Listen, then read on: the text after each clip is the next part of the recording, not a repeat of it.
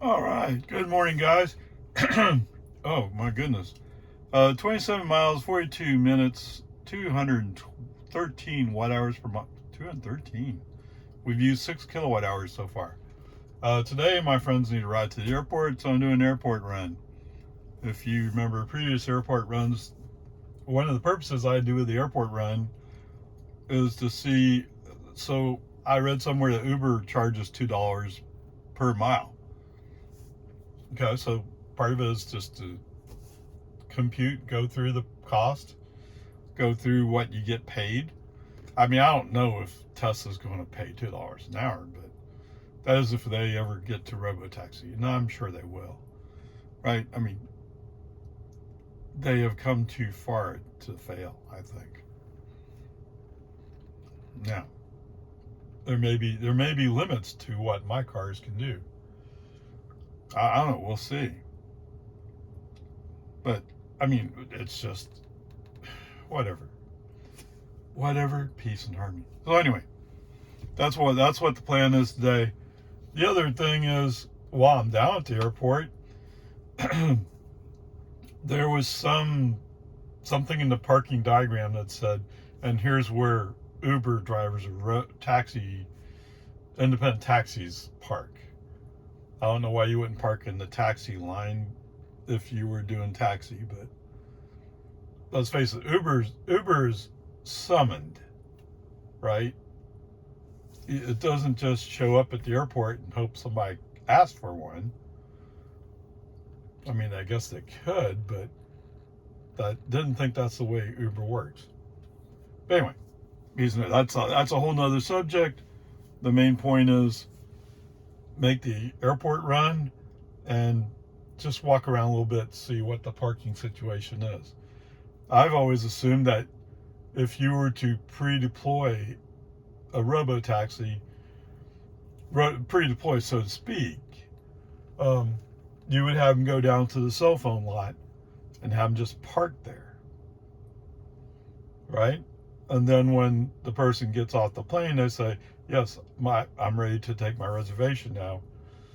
Assuming that you can do it that way. I don't know. The Robotaxi thing doesn't even say anything about reservations. It just says you press a summon button and the closest one responds. Oh, we'll see. There's a lot of stuff to be worked out. But I definitely feel like one of the more lucrative things you can do with a Robotaxi is airport runs. Although you don't make airport runs unless somebody's asked for it. Right? Anyway, we'll see. That's what's going on today. All right, so if we were running Robotaxi, 29 miles, 33 minutes, 226 watt hours per mile. All right, since I didn't get out of the car, still 30 miles, 38 minutes, 227 watt hours per mile. So far we used 13 kilowatt hours, so that's $1.43. Wow, we're almost up to half a gallon of gas. All right, anyway, there we are. Okay, so the next step of what I want to do is I want to go walk around a little bit. Driving in, I noticed there was a couple of Uber cars here. They had the little Uber thing right on the middle of the dashboard. So they were driving out. I guess they got called. Okay, makes sense, but that's different than what I understood how they're supposed to work. Okay. Part of this is just education, right? So I'm going to walk over to by the terminal and see what I can see about the parking situation.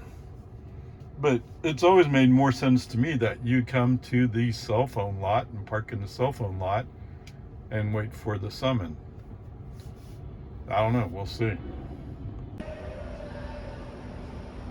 All right, just walking along, found this art just sitting here. I didn't see any name tag, but it's between the two main parking buildings. Just curious, that's all. Just curious. It's always curious when you find stuff here in Austin. All right, so it's right next to what I think is basically the taxi Uber parking. All right, so while I was exploring, they came across the shuttle guy. They have a little electric cart shuttle thing. And so he gave me a little tour, which surprised me, okay, but it's for free, so whatever. So he's telling me what's going on. So he said that the parking garage 1, they're going to tear down and replace it with a new building with dining, shopping, whatever, which makes sense because like they have the stage, but it's on the other side of the security checkpoint. So like if I'm here, I can't go see what's on the stage, right? It's not possible. So whatever, that's cool. I'm kind of surprised, and they're talking about building 2 more park garages back behind me. So it's basically, they say that Austin's growing so fast, we have to get ahead of the growth, which sounds like the opposite of what they did when I moved here, and that is, as long as you don't build up, nobody will move here. Well, everybody moved here anyway, right? That's why we have such traffic problems. All right, whatever, peace and harmony. So parking garages, they're going to add 2 more carousels inside. He's talking about adding some kind of shuttle system between terminals. Although I don't think of the terminal space as being, I mean, I've walked from one end to the other. It's not that terribly far. I mean, but then I don't know, whatever. So there's that part. And so we've already walked by the Uber pickup area, which is curious. You've already seen that we get charged, we have to pay the airport $3.50. Although if you go to the cell phone lot and then come down to pick up somebody, I just don't think it's going to work. A Robotaxi is going to work without airport authority, because people freak out seeing cars going with no person driving, right? So there's that part. Okay, whatever. What am I missing? Oh, so the shuttle is basically a glorified golf cart. I said that. So it has basically the 12-volt style batteries in it, and they have a series of 30 of them or something like that. But I mean, whatever, that's a whole nother subject. Okay, anyway, onward, upward, charge. All right, so interesting little exploration around the airport. It's going to be a lot of videos put together, but we'll see how it goes. Oh, so did I mention, I may have forgot to mention this. So one of those guys, the show guys, was talking about 35 to 40,000 people come through the airport on a regular weekday. And that Sunday, for whatever reason, is a relatively quiet day. I don't know. I just, here's the catch, right? If we're doing Robotaxi, that means there's not a driver in the vehicle. All right, so how does that work? Right? Maybe for pickup or for arrivals, you summon a Robotaxi that's already in lane there. Could be. I mean, I personally don't get a benefit from it, but other people, Tesla would, and all they care about is getting a ride. So maybe that'll work. For drop-offs, it seems to me that you want, I'm not sure, okay? A normal car would go through the departure lane, but a normal car is not Robotaxi. Robotaxi doesn't have a driver, right? So you'd have to go through that whole thing, and they're already experimenting with it. They're already working on it, and that is, somebody steps up, waves at you or whatever, and you're supposed to respond to what they're doing. I mean, watching the one lady work, I mean, so they're wearing vests, they're not cops, they're just helpers. But their job is to direct traffic, so to speak, between pedestrians and cars. Okay? Yeah, that's no story. So I guess if Robotaxi responds to that person's signals and the pedestrians, and this obviously is not even 12.5, I don't think, although he's closing in on it. I don't know. I don't have 12.5. I've driven 12.5 once in a Model S. Okay? So I've tried it. And parts of it were pretty impressive and parts of it were, but my car does exactly the same thing on 12.306. So I don't know. We'll see how it goes, right? We'll see how it goes. So anyway, I'm kind of pondering these things because I know, like, there were two Uber drivers that were parked over here in the cell phone line, and I'm guessing what their attempt was is to bypass going through the city. Okay, and since they have somebody driving, maybe they can get away with it. I don't know. Or maybe they are going into the Uber spot and they're just waiting to be called into the Uber spot. I can't tell you which way it is. So anyway, the temptation is avoid the airport fees, park in the cell phone lot, and when your car is called, you just drive up to departures, or I'm sorry, arrivals. Pick up your fare. I just don't know. There's more exploration needed.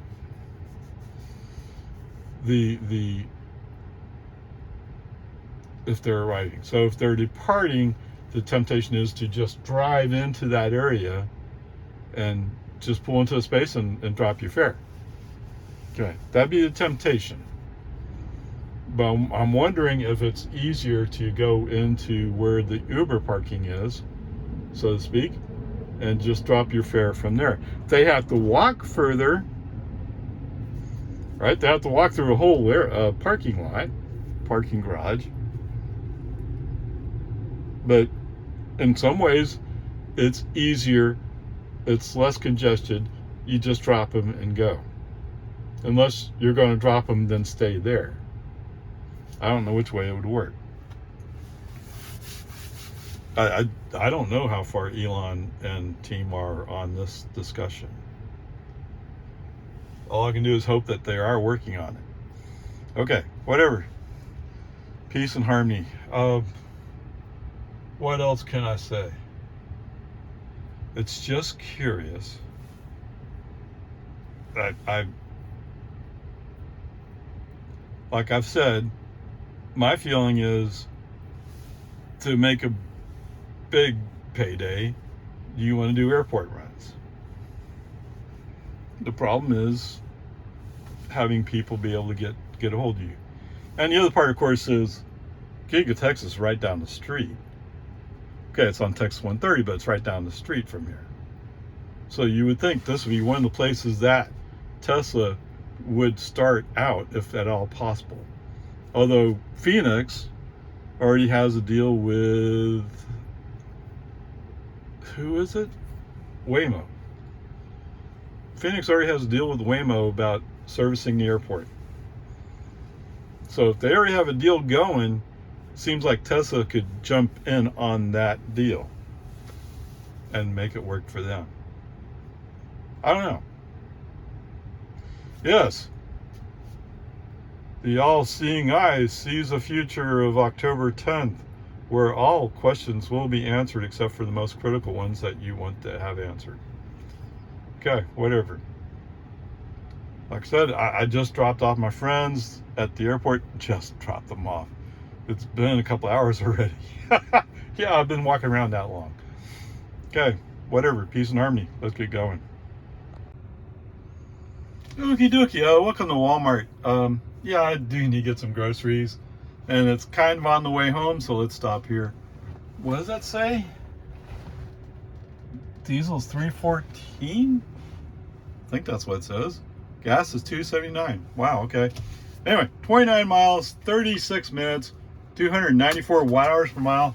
And yes, I came up 183, I guess, what do they call the toll road back down there? They call it 183A, I don't know.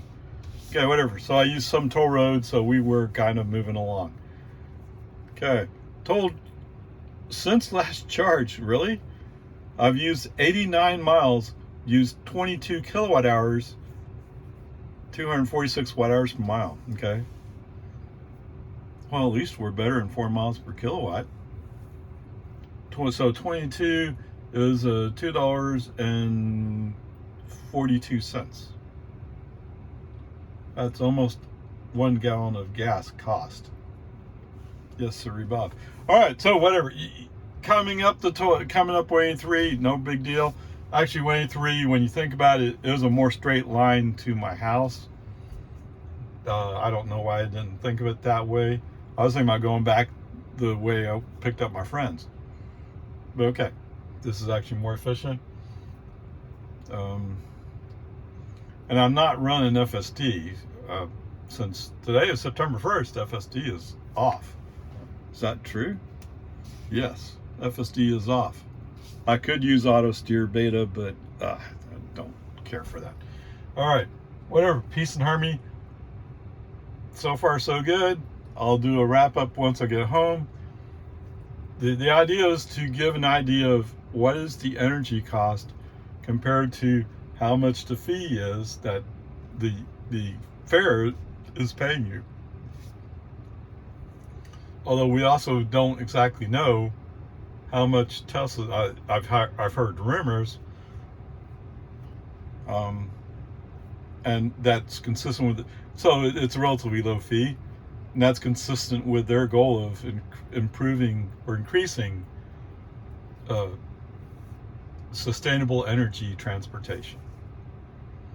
Okay, so there we go. Onward upward chart. Wait, what? Hey, it's open. I'm sorry, this trip may be interrupted, but I do have the trip. So I just noticed, come back here, the supercharger over at the HEB is now open. So let me go get plugged in there and get some charge. Disrupt my trip just a little bit. All right, back at Walmart. 0 miles, it's only right there. And it was 2 minutes when I pulled in the parking lot. Yeah, I've been sitting there. So they pop up a thing where you can rate your charge. Okay, I'm very happy that it's finally open. I really am. I mean, if for no other reason, the Supercharger 1 in Cedar Park, the more downtown Cedar Park, will now maybe not have as much load on it. Although the average energy was 517 watt hours per mile, whatever, it's going to average out on the way home. Okay, onward, upward, let's go shop. All right, hum again, jiggity jog. 21 miles, 32 minutes, 224 watt hours per mile. Yes, sir, Bob. Yes, we were running a little bit slow. The traffic in front of me, I mean, what can you do? All right. So forget since last charge, because I stopped at HB and threw a little energy into the car. So total distance day covered was 111 miles, 27 kilowatt hours used, used, and the average energy is 243 watt hours per mile. All right. Since it's all just driving, no FSD discussion. So I need to go compute some numbers and give you the verdict here. I'm sure I've given the previous verdict, but I've never actually explored this garage where the ride app cabs go. Let's put it that way. And Robotaxi would be one of those if we follow the rules. So okay, we'll go from there. All right, welcome to the ICE comparison notes for this run with OPARAY. Okay, we drove 111 miles a day, used 27 kilowatt hours, which works out to $2.97, basically a gallon of gas. This GMC Acadia. So the reason why I'm calling him out is he was going so slow. He's trying to save gas, I guess. Who knows? Anyway, they get 24 miles per gallon. All right, so the full range of this vehicle with 22 gallons at 24 miles per gallon, 528 miles. Pretty good. The cost to fill up the tank, $69.60. Now, to run this the other way, what if he had to go 111 miles? Okay, that's 4.6 gallons or $13.30. Basically $10, a little over $10 more than it cost me. Okay, there you go. I don't know. I get it. People don't want to go EV, or maybe it's just a cost thing, right? They have a car, they're kind of stuck with that car. But a little 111 mile trip cost him $10 more than it cost me. I don't know. Okay, there you go. I went up with charge.